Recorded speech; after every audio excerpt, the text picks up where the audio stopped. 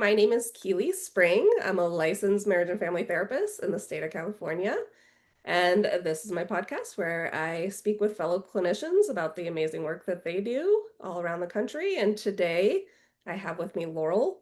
Laurel and I actually went to school together. We lost track of each other afterwards, but Mhm. we do know each other from when we were just starting out on this journey in similar timelines. So looking forward to kind of hearing your journey since then, Laurel. Yeah. And to that end, maybe we could start with what your niche is, who you work with, what your kind of populations you serve, and any kind of, logistical information like where you're located and those kinds of things that might be important. Yeah.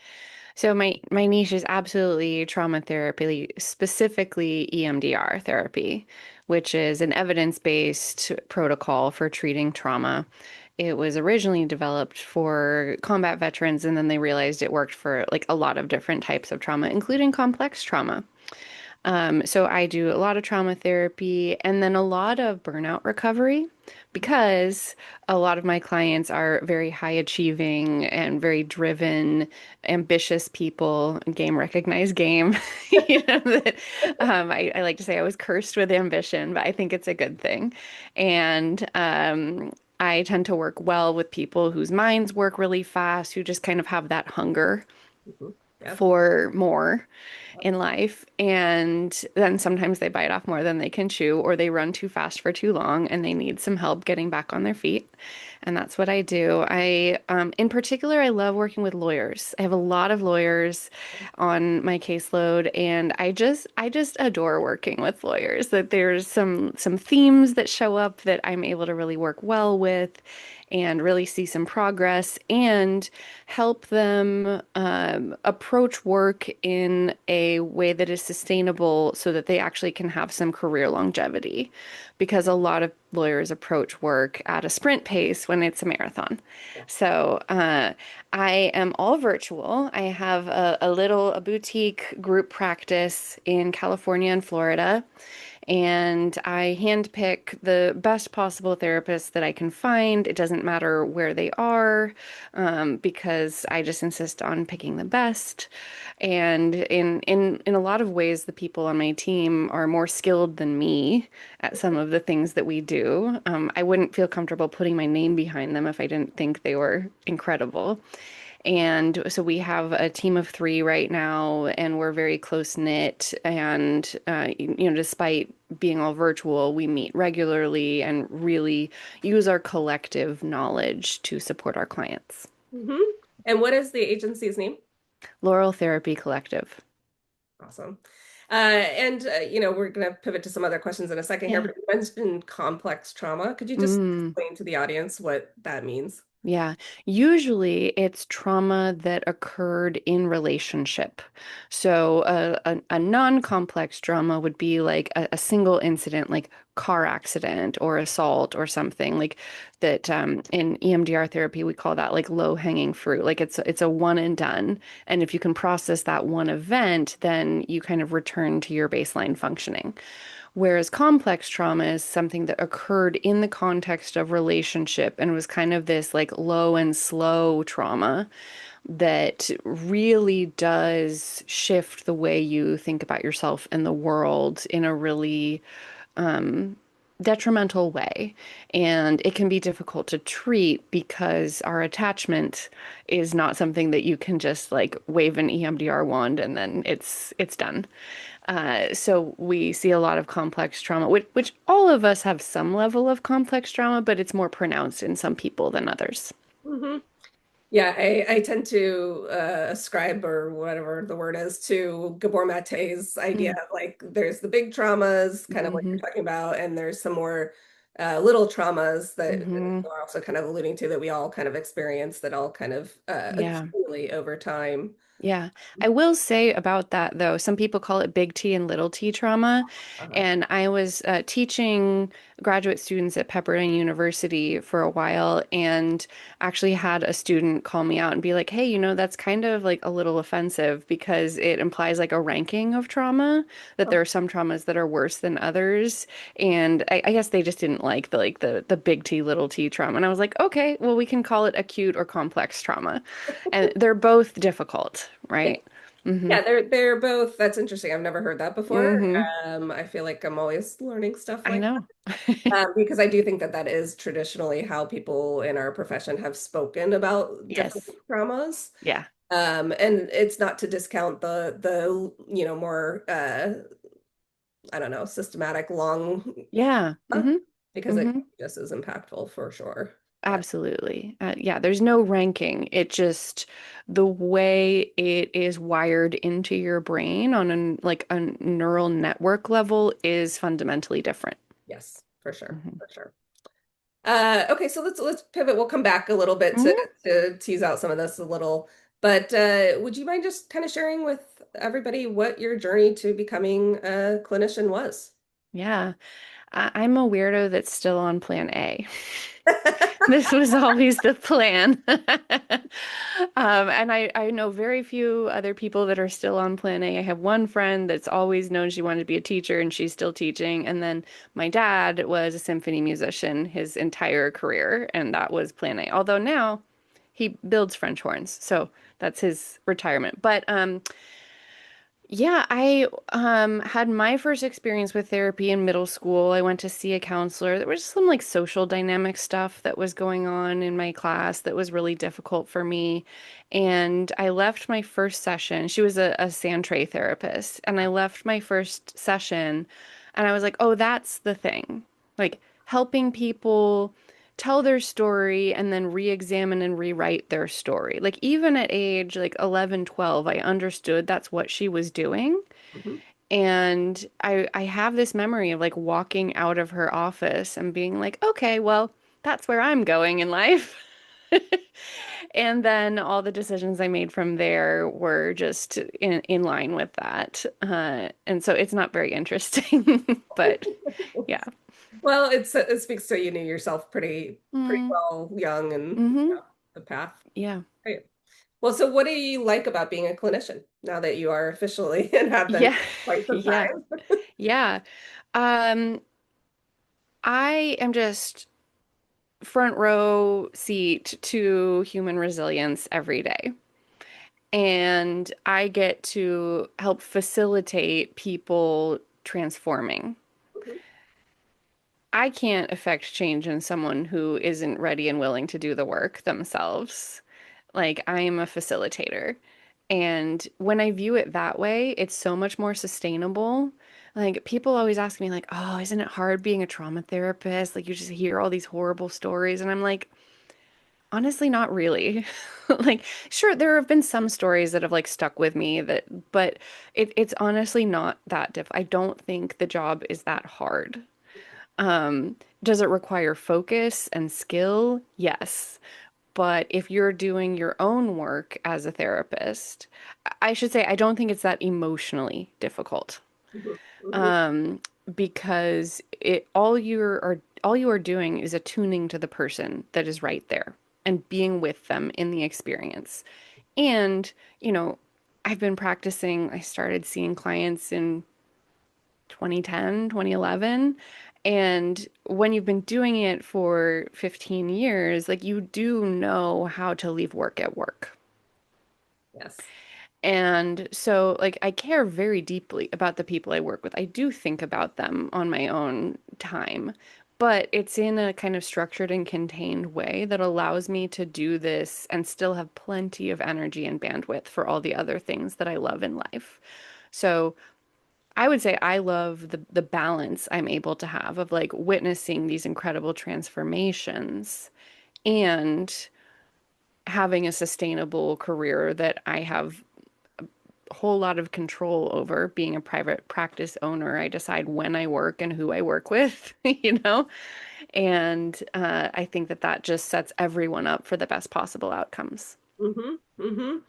Yeah, I remember actually when we were at Dominican, Chuck Charles Billings was my Hmm. supervisor. I Yeah. remember being young and asking him, like a young clinician, saying, "How do I not take this home?" Like, Hmm. and I remember him being he like had a book in his hand, and he's like, because you hold them in the session. Yep. When they leave, you let them go, and Hmm. you can hold them intellectually, but you can't hold them Yeah. in a emotional way, because Yeah. you'll never survive being part of this for so long. And that's Yeah. always sticks with me of like, we have to hold them when they're here Yeah. and we have to be able to let them go so that Yeah. we can help somebody else. We can move on. So I love what you're saying there. I have two thoughts about that. First, there's actually an exercise in EMDR therapy. If we're not able to complete a target, are you an EMDR therapist? I'm not. Okay. So if you're not able to complete a target in an EMDR therapy session, so let's say you start processing that car accident or something, if you're not able to complete it, we do what's called a containment exercise, which is where you like literally imagine putting pieces of this memory and the body sensation and the thoughts and the emotion into a box. Mhm. And then you imagine closing up that box, and then you imagine handing the box to the therapist. Ah, And the therapist will keep it until the next session, and then you'll open it up and you'll start processing it again. And I think that that's what we do with clients. Like we are so with them in the session, and then we, very intentionally, carefully put them in a container, and then the container stays there, and then we open it up and we're just as present and engaged. So I think that that's a skill that is built over time as a therapist. And then the other thing is that I noticed that I had to do some tweaking around that skill when everything went to telehealth during the pandemic because I was doing all my sessions from home for the first time. I had done a session or like a phone session or two from home before the pandemic, but I was an in-office therapist. And so then, and I also quarantined with my parents. oh, It was just like a safer, like more, it was just a better setup. And so I was like in my childhood bedroom doing therapy oh. all day. And then like I had this little curtain behind me that just like blocked my bed. So it wasn't like my bed was in the background of my therapy office. And then at night I would like take down the curtain and I was like, "Oh my gosh, like it was difficult. It was more difficult to do that in that setting." But I think that was such a singular time for us as therapists, and my practice filled very quickly in the first months of the pandemic. And uh, I had a mentor that said, "Yeah, we're all in the soup we are stirring for the first time." And, there are kind of little pockets of that, like when I'm in LA, and when we had the fires earlier this year, like all my LA clients were kind of coping with that. But in terms of like a global pandemic and all of the emotional upheaval that it brought with it, that was really the first time that I was seeing all the therapists I knew struggle with the same things that their clients were struggling with, and like figuring out how do we be present for it. Mhm. Yeah, Yeah. I think the pandemic was such a shift. I actually had an experience where because I wanted to go to some level of virtual, I thought maybe I could get to a day Yeah. of virtual. So, Hmm. but I think a lot of clinicians, myself included, I was working 12-hour days because there's so much need Yeah. starting early in the morning and I'd end late at night Yeah. and just home. So it kind of just felt like there was this, and I really had to figure out those boundaries around Yeah. time and space being virtual versus Hmm. when you're in your office, somebody just leaves the office and Yeah. that, there's a Yeah. Yeah, absolutely. And there was, I mean, unfortunately, we're in a field that seems to be inversely correlated with how the world, or at least our immediate surroundings, are doing. So we're seeing a little bit of an uptick now. We're recording this September 2025. Um, but I think that the kind of widespread adoption of telehealth was very much a positive thing for therapists and for clients. Yeah, yeah, I agree. I agree. I Mhm. think it made it more accessible for a lot of people that might not have been accessible before. Absolutely. Yeah. And gave people freedom, and you don't have to cancel if you're sick, but can still like talk. You're not going to get your therapist or other clients sick. If you're traveling but you're still in a state where your therapist is licensed, you don't have to cancel, and if your therapist is traveling but still wants to work, you know? Yeah, a Yeah. lot more flexibility, a lot more Mm-hmm. Mm-hmm. opportunity. Mm-hmm. Okay, so you've mentioned EMDR, and Yeah. I'm guessing that's a favorite modality, but could you Yeah. speak a little bit more to that and what, kind of what that looks like and Yeah. options and kind of how you use that and Yeah. There's a whole lot of information on EMDR on the internet, and honestly, every time I try and read what other people are saying about it, I just like my eyes glaze over because it feels like you're going into like a very technical description of something. It's like we're rewiring neural networks, and like yes, that is true. But in the 80s, Dr. Francine Shapiro, who was a psychologist and a researcher, she was walking through a park in New York City and thinking about something really upsetting and like feeling the upset in her body. And as she was walking, she started moving her eyes side to side, like on the sidewalk. And she discovered after of like 10 minutes of that that the thing she was thinking about was no longer disturbing. And she was like, huh, let's research this. So she spent the rest of her life figuring out why that was. And the short version is that if you stimulate both sides of the brain while thinking about something upsetting, it stores that memory differently than it's currently stored. And that means that it's stored more like a typical memory than a trauma memory. A trauma memory it tends to be one that we have like very quick access to in a way that is not quite appropriate for whatever it was. Like if you think about that car accident, like you can logically know you're sitting in your home and you're perfectly safe, but you think about the car accident and you feel in danger again, even though you're like, nope, I'm on the couch, you know? So, but when you store the memory differently, you can be like, yeah, that car accident was really hard. And you can even like have some of the visuals and the sounds and the body sensations and still feel grounded in the present. And like, yes, I'm in my living room. I am okay. So it really cuts the tie between the memory and like the physical reaction that people have through a process of neural rewiring.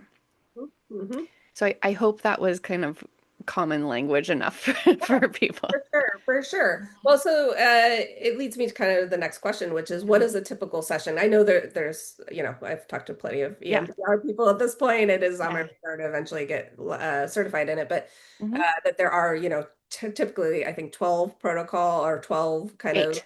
8 phases. Yes. So could you just kind of speak to like what the sessions look like? You mentioned the Yeah. contagion was kind of Yeah.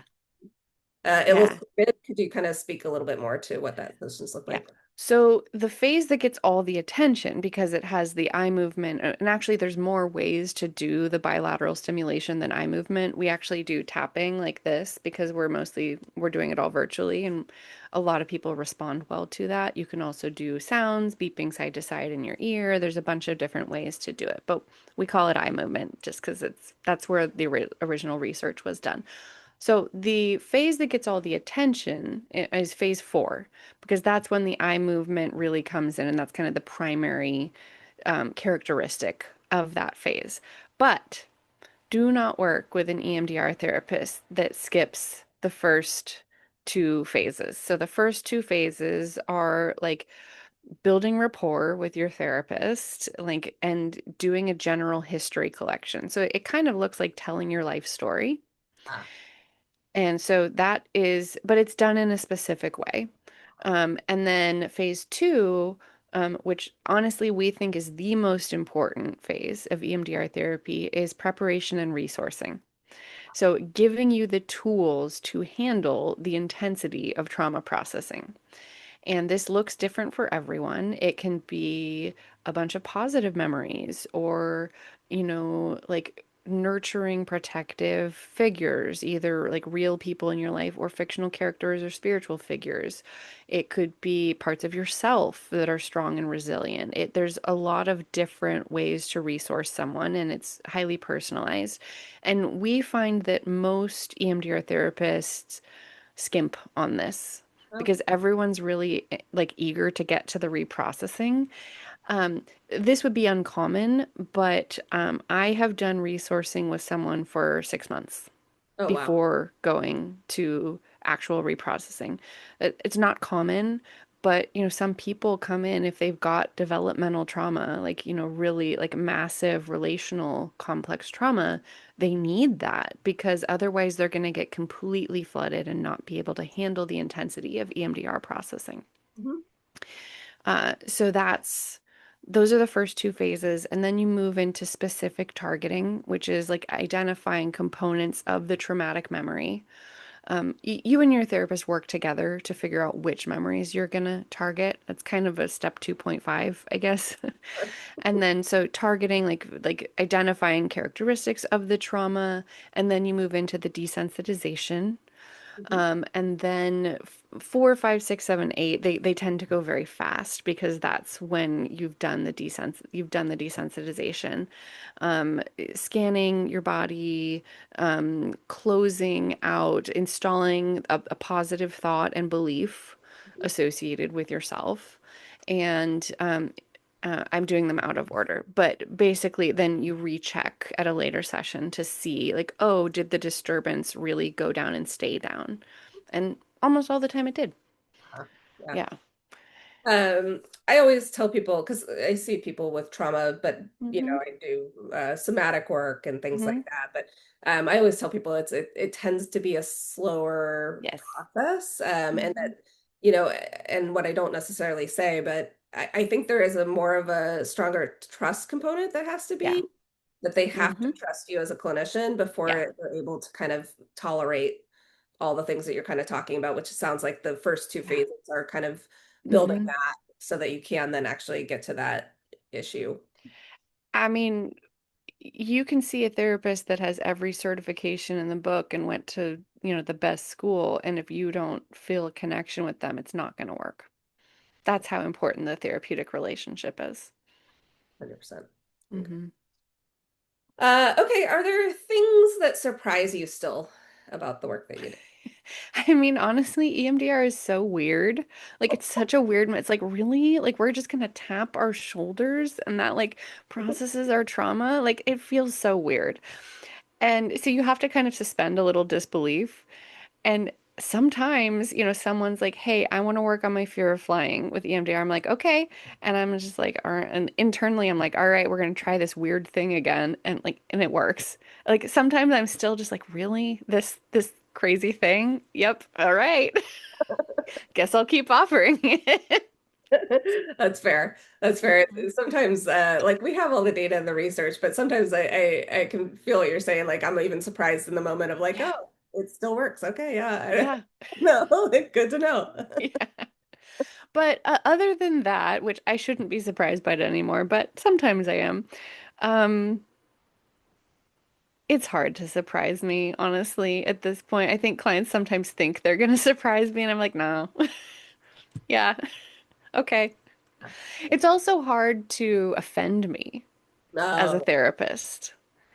I'm just kind of like, this is a professional relationship, and someone deciding they don't want to see me anymore, or telling me they don't think something is working, or like, okay, I'm so glad you told me, you know? Yeah. Yeah, I think the therapist, we have to be resilient ourselves. And so you Yeah. mentioned earlier, like doing our own work and, Hmm. a solid clinician has already kind of processed that stuff. So Yeah. somebody, and sometimes too, I think that like it's good clinical information about them or what they need Hmm. or, Totally. and it might be something to work through with this clinician or it might be work through with somebody else. But I Yeah. think those kinds of things, yeah, it's, we, Yeah, and sometimes I'm very proud of them for giving me some tough feedback because it means that the therapy has worked. I had a client tell me like, "Hey," because I had a client, he was doing some adjunct work with another therapist, a therapist that specialized in like a very specific thing that I am not trained in, so it would not be appropriate. And I was talking to this therapist. You can't see two therapists at once. I mean, you could see like a couples therapist and an individual therapist, but you can't see two therapists at once unless there's very open communication. You have a primary therapist and then you're seeing an adjunct therapist for a highly specialized modality or topic, and those therapists are in communication. And so I was doing that, and I was just seeing that this client was benefiting so much. And the client came to me and said, so I think I just want to work with the other therapist. And I was like, yay, yay. Because I was just really proud of them, you Mhm. know? Hmm. Yeah, yeah, I had a similar thing happen about 6 months ago or so. But this person, Hmm. they started canceling all of a sudden. I've worked with them Hmm. off and on for 4 years, and we did a lot of really great foundational work. Yeah. But then they wanted to do a deeper psychoanalytic Mm. twice a week with somebody that, and it's not what I provide. And Yeah. when they finally came in and was like, I want to honor our relationship and talk about this. And I was like, oh my God, like this is like, Yes. shows me you did the work and this is Yes. perfect. Yeah. Yeah. Yeah. Yeah. Um, it's a weird field to our goal is to like put ourselves out of business. Like it's not going to happen because the world is what it is and there's trauma and, relationship issues all around. But our goal, there are some people that want supportive psychotherapy. Mhm. That's great. That's fine. If we're clear about that's why someone's there and that it's just this open-ended, like, yep, we're doing supportive psychotherapy. Cool. But most people have some goals. Yeah. And it's a weird business model to be like, yep, we're trying to graduate people, but it is so satisfying. Great. It's so satisfying. For, Yeah. for sure. Hmm. Okay, so maybe to that end, or maybe there's a different aspect of this, but is there things that you wish people knew or understood about therapy? Mm. Um, I mean that it is about the relationship with you and your therapist.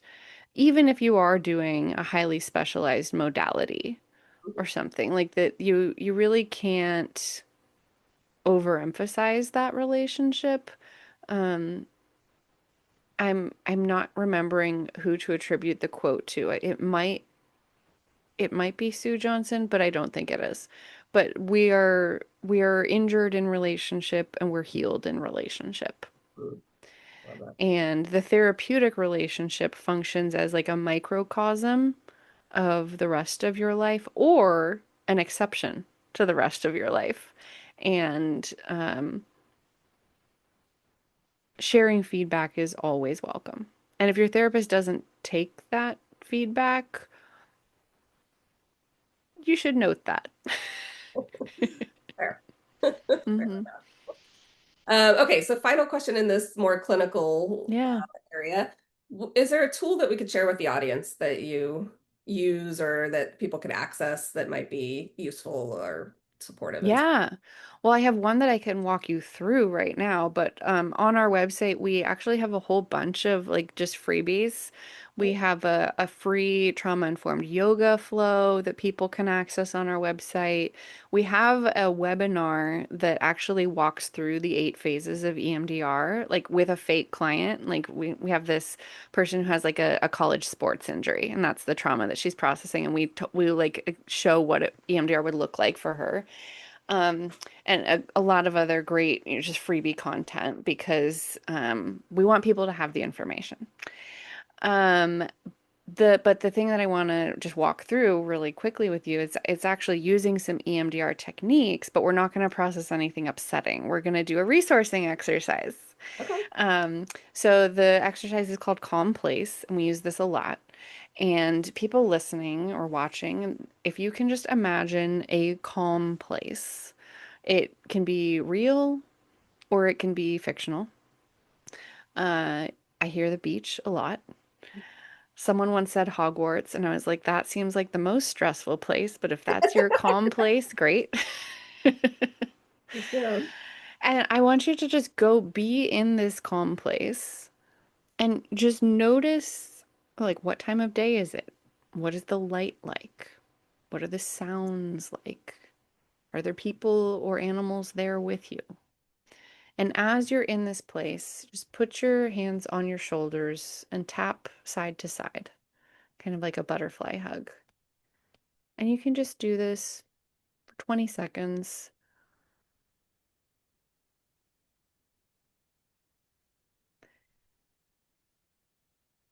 And just as you come out of it and back into the space where you are, notice how different your body feels. Hmm. Relaxing. Yeah. Love it. Love it. Thank you so much, Laurel. Yeah. Uh, okay, so are you ready to be seen? Yeah. So I have And the heard and understood, Keely. fair, fair enough. I call this my being seen questionnaire. Mm-hmm. So, first question, what is something that's making you happy right now? Mm. Um, I just got a map for our house that has like push pins, Mhm. and my spouse and I are putting push pins in all the places we've been and dreaming of places we want to go.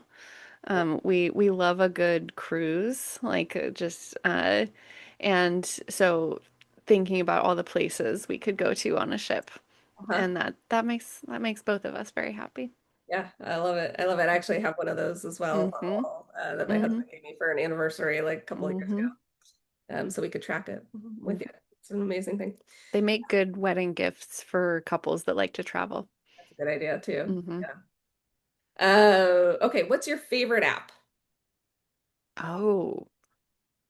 Uh, okay, I'm gonna give a very therapist-y answer. That's okay. It's called One Sec, and it is an app that it takes a little time to configure, but once you've configured it, it puts in customized delays or limits on certain apps.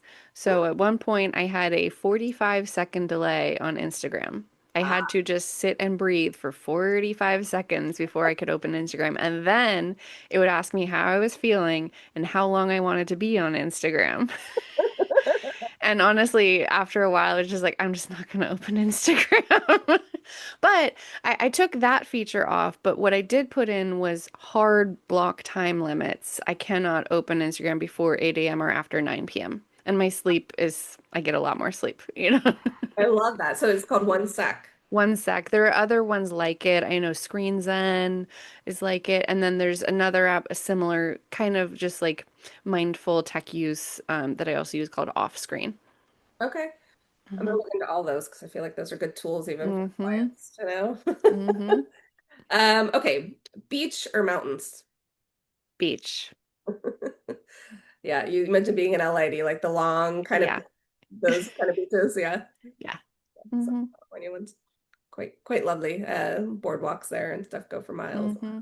I do prefer a water that is comfortable to like wade in. That's fair. And we have a lot of like toxic alerts on the beaches here in LA. So not LA beaches. Yeah, yeah, I'm with you. I live one of the most polluted beaches. It's beautiful, Hmm. love it. But it's one of the most polluted. There was Yeah. just like even in the last 2 weeks or something, a new report, and they're like, "Yep, still polluted." Yeah. Oh man, looks beautiful, and it's a big Hmm. surfer one up here, but cold, right? So they Yeah. keep wetsuits. Totally. I always warn people, I'm like, if you're going in, just make sure you rinse, for the toxic. Hmm. Yeah. Okay. What is one thing that movies never get right? Therapy. Fair. What Yeah. kind of things do you notice? You're not the first clinician to say that. What Yeah. are the things that Just like complete disregard for the legal and ethical standards of our practice. Like half of them, therapist is like having sex with the client, and this is, yeah. Or the therapist is giving advice. And now sometimes it's done in a self-aware way. Like obviously the guy on Shrinking was like a bad therapist, and that was the point. Um, but yeah, kind of not understanding the function of therapy. Mhm. Mhm. Yeah. Yeah. Hmm. Yeah, I think it kind of perpetuates this misunderstanding about the work that we do and all Hmm. that kind of stuff because there's so much just lack of rules and kind Yeah. of guidelines for what's Yeah. appropriate. Yeah. Yeah. Okay, what's the best way to relax? It's so different for everyone. For you, what do you feel? Yeah, putting my phone in another room. Um, And for a while, I haven't done it in a while, but I would do like an audiobook, which I guess is not my phone in another room, but an audiobook and do like a paint by numbers. Oh, Because with paint by numbers, like you don't have to think about what you're creating, but you still have the very soothing experience of like the brush and the paint and the water. Like um it's very mindful. You're very present with the experience of painting, but you're not like stressing yourself out, like trying to like make sure you make the most incredible thing. It's like, no, we're just like putting the paint in the space. Yeah. I love that answer. I love that answer. Okay, a dream trip location. Where do you want to go? You Hmm. just mentioned your fish. Yeah. Well, so this is actually something that I started doing last year, and I didn't get to do this year, but I blocked off for next year. Going to New York and seeing as many Broadway shows as possible. Yeah, I'm like starting the spreadsheet for next summer. What are a couple of the ones at the top of the list? Well, I'll have to see what's still open then because Broadway's having a hard time right now. The business machinations of mounting shows and making them profitable is like just getting harder and harder. But I'm really excited about Death Becomes Her. Mhm. And then there are some things that are about to open that I hope are still running next summer. Um, Maybe chess. And then I'm hoping that they transfer Evita from the West End to Broadway. Yeah, Okay, the Jamie Lloyd production. Don't get me started on this. This is a whole different podcast. fair enough. Fair enough. We can Mhm. move on to the next question. What advice would you give your younger self?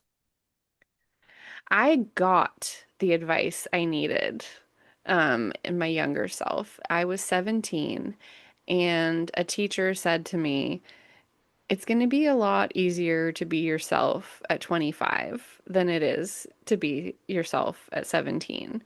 And that's very true. And then at 35, it was even easier. I'm approaching 40 this coming January, and like I'm just hoping like it just keeps getting easier and easier to be myself because yeah, high school is rough, but since then, like it's just kind of been yeah, much better each decade. Yeah, yeah. Hmm. Uh, that resonates for sure. Hmm. Okay, out of the four seasons, which is your favorite? We don't have seasons in LA. True. Doesn't mean that you We don't. have heat and rain. Well, I can tell you my least favorite season in LA is the one we're in right now, which everywhere else it is fall, and here it is just like unrelentingly hot. Mhm. Our summer is really September, October, so that's my least favorite. And then it's kind of gloomy in like late spring, early summer. So I don't know. Uh, but I'll take it. I'll take it over snow. Fair enough. Okay, we got three more questions here. So, what would be the worst superhero power to have? Oh my gosh.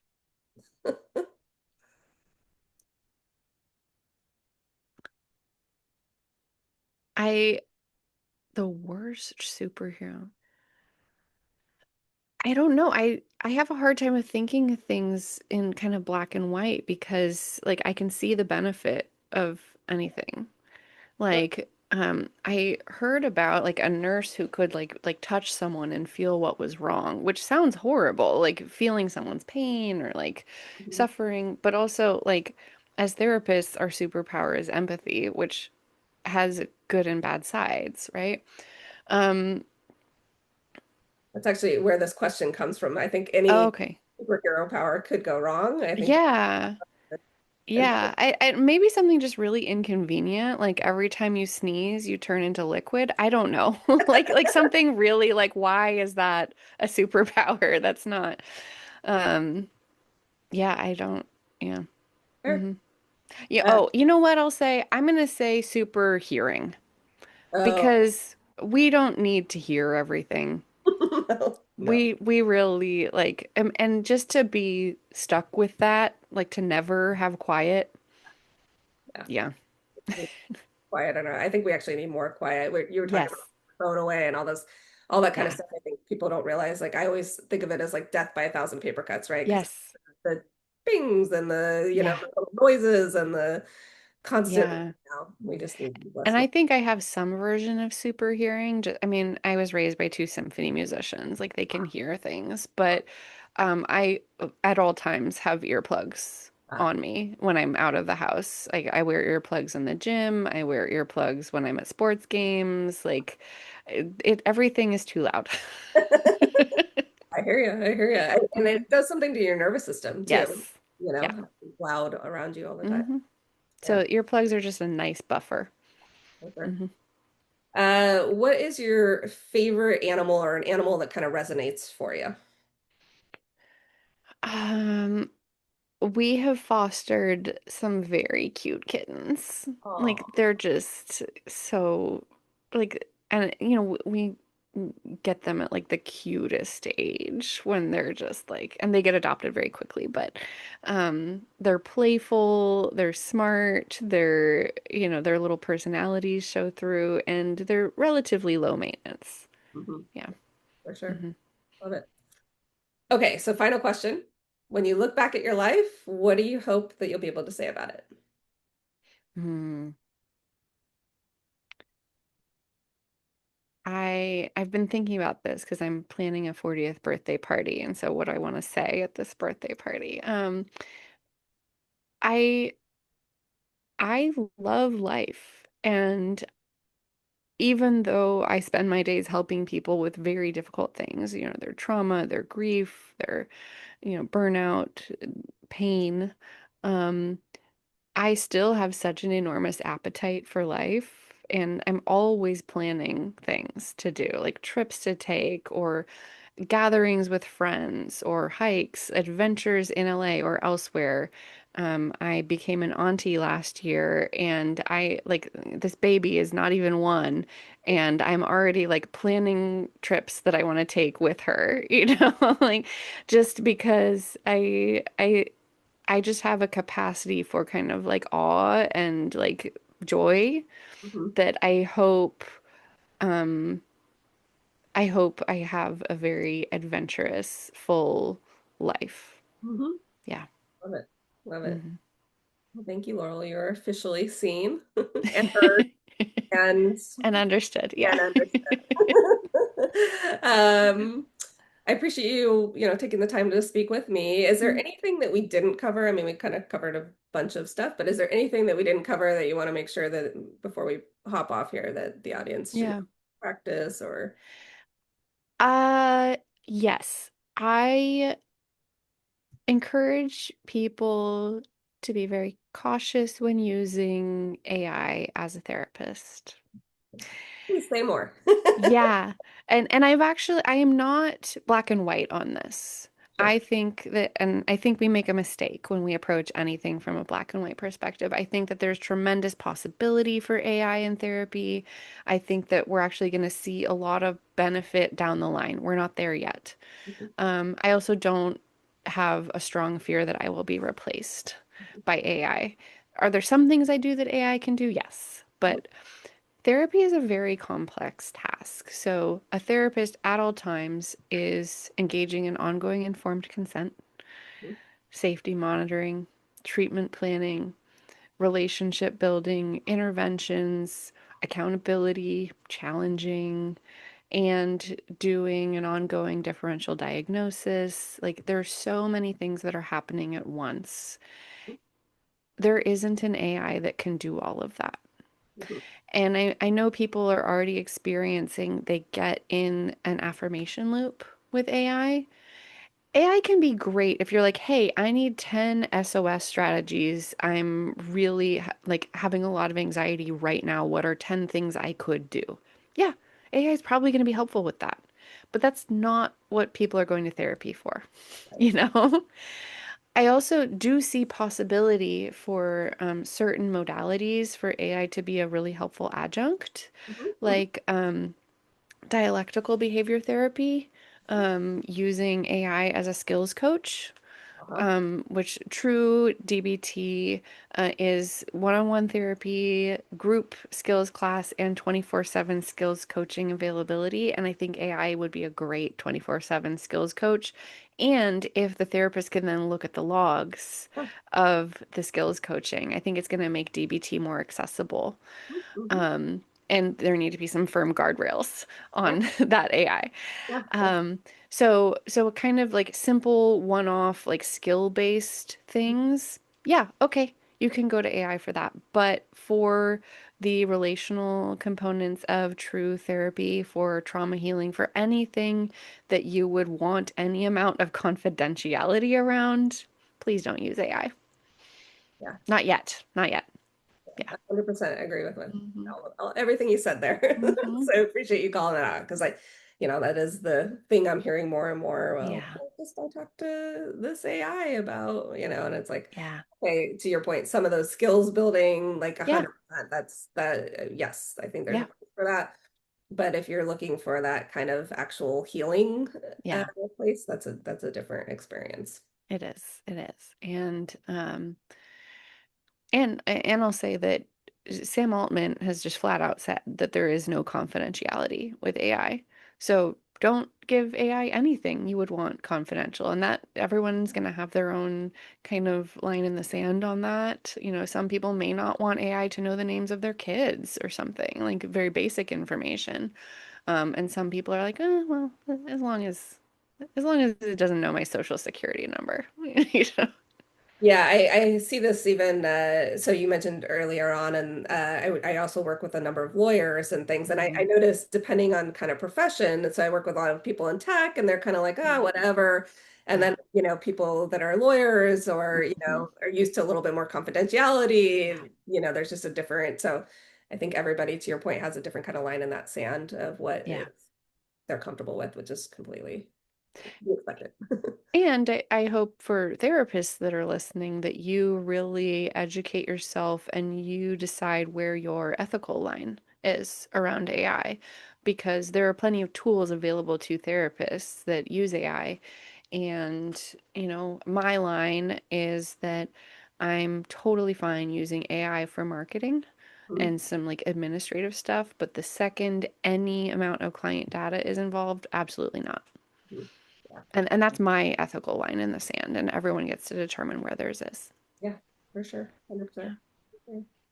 Well, thank you again, Laurel. I appreciate it. For anybody watching, I'll make sure to include Laurel's information so you can reach out and get connected with her.